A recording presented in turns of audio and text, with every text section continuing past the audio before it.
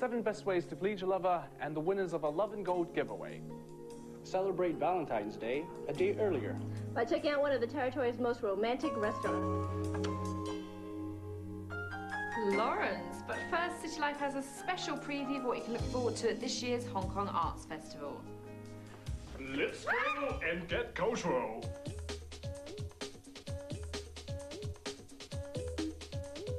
Every year, the Hong Kong Arts Festival plays host to a prestigious variety of excellent dance, music and theatre acts from both the territory and around the world.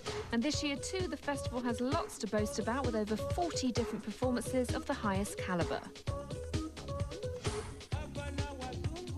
Well, the festival has always maintained a fairly high international standard, and I think this year they will do no less. However, since in recent years, since about 2 festivals ago, I noticed a distinct trend towards more imaginative programming. That is, there is a willingness to be less popular, but perhaps more avant-garde, and there is a willingness to try more new things, new approaches. I think the Hong Kong Arts Festival is very important. It's perhaps the most important one in this region. A lot of my friends from Southeast Asia will fly in to see that. And also in the future, after July 1st, I believe it will be the most important one in all China.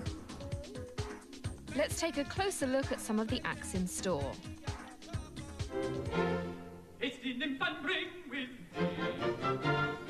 Mark Morris is without doubt one of the world's best known and best loved choreographers. In fact, he is hailed as the most musical. He has created over 70 award-winning dance productions for the Mark Morris Group, with L'Allegro to be shown in Hong Kong for the first time during the Arts Festival being perhaps his most successful, since it debuted in 1988 at the Théâtre de la Monnaie in Brussels. L'Allegro brings to dancing life the music of Handel and the pastoral verse of John Milton, a mix of music, voice and movement. Very eclectic, very watchable. His rhythms and he matches and marries up to the music very cleverly. Beautiful, beautiful to watch. It's combining the classical music again. This time it's Handel, isn't it? He's doing the Handel. Handel's oratorio. Yes, oratorio, inspired by, I believe, was Milton's... Milton's pastoral poems, yes. And putting it to a very contemporary setting.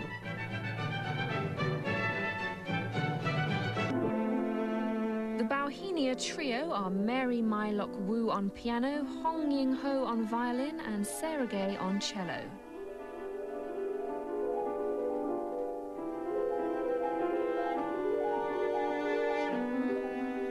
So how long have you been a trio? How did you hook up with each other?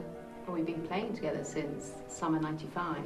In fact, Mary and I studied in England at the same time, but in rival colleges. So our paths didn't cross until we came here.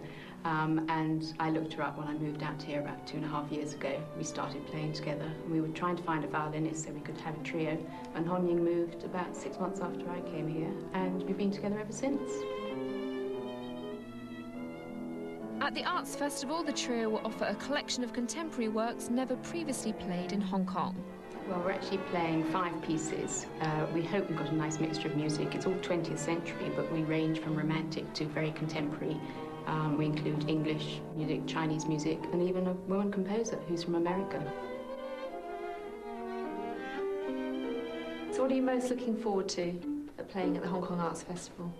Well, we hope to communicate and share some good things with the audience, and we love the pieces very much. It's variety, and apart from the more traditional romantic style, we also have some contemporary techniques which include playing a little bit in the piano, especially plucking the strings instead of just playing on the piano. They have some new effects on the instruments which will be rather fun. And we also have to sing in one piece and play the Chinese bells, so that could be interesting.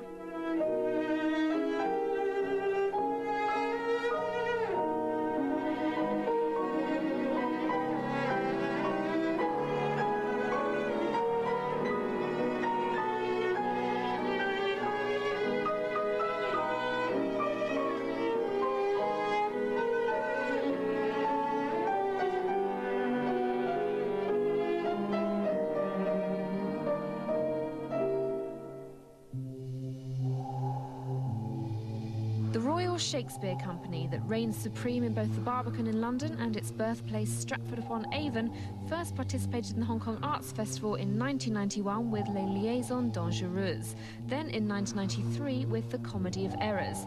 They returned triumphantly this year with A Midsummer Night's Dream, Shakespeare's much-loved satire on love in a dreamland setting. How would you describe this production of A Midsummer Night's Dream? To start off with, it's visually stunning, it's beautiful, it's wonderful colours, and very magical. To rack your brains for anything more creative than a great dining spot when the place you take that special someone happens to have won Hong Kong's top French and most romantic restaurant accolade from Amcham magazine. So, what gives a restaurant the intimate edge, you say? Well, for starters, food. French cuisine that can warm the heart. Alan, I know you lived in Paris for about 20 years, and you also was a chef there for a while, which definitely qualifies you to be a very romantic chef. Can you tell us what makes a meal romantic anyway? For me, first of all, what can make a meal very romantic is the person you have the dinner with. Second thing... Lawrence. Okay. Second thing, I think you can cook with some ingredients who can be like a little bit heart stimulator, like ginger, oyster, truffle, and some ginseng and so on. And of course, your dinner, your meal can be like more stimulated. That sounds good. Tell us about some of the dishes you've created for us. For example, for the Saint Valentin dinner, I make one duck liver terrine, accompanied by a little marmalade of dry apricot cooked in sweet wine, Sauterne wine. So in fact, it's both a little bit sweet, acid, and very smooth in the mouth. It's a very sensual dish. Oh, sweet, smooth, sensual, and stimulating. That's definitely Flora. Go on to the next dish, please. The next dish. It's lobster, Boston lobster, with a little ginger sauce, cream ginger sauce. So I think the lobster, it's very nice for a very exceptional meal, you know, because it's always like special events. On the cake, of course, one heart-shaped cake for two to share.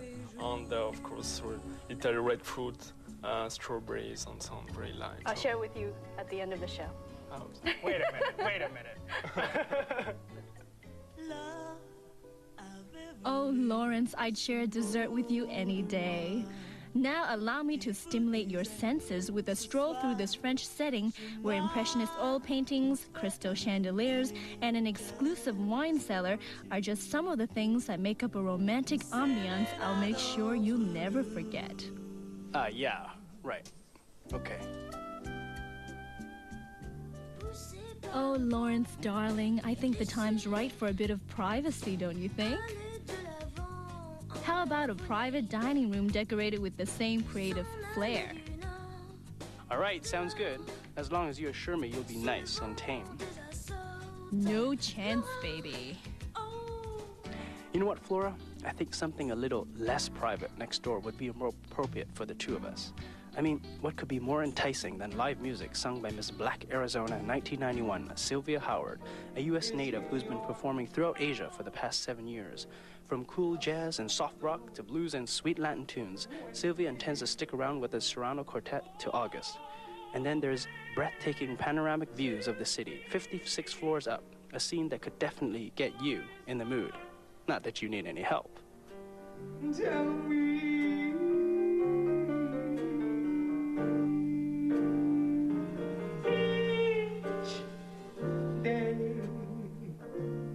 Will be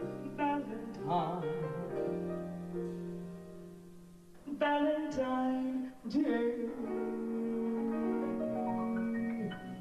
Please stay.